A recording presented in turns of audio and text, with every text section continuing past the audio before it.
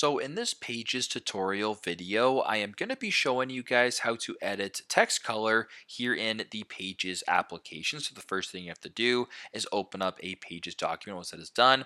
As you can tell, this is the default color. The font color here is black, of course. Now it's a super simple fix. What you can actually do here is for this demonstration, if I were to highlight the entire thing right here, go to the right hand side of your screen towards this text color right here. You can either press on the little black color right here to pick a color from this wheel, or you can go to the color wheel right here and then go to these colors. You can go to the wheel, you can go to the pencil crayons, whatever the case may be. You can select a color. So if you wanted to maybe make the text right here like pink, go ahead and X out of there. Now the text is pink. Simple like that. Now if you want to change the text color here to, let's just keep it simple and we'll go with blue. You can X out of blue. This is the blue text color, just like that. So I'll play around with that, whatever you have to do. It is right here. It's up to you guys how whatever color you want to do it, or if you want to make maybe multicolor, so you can change the color here. You can change this one to green.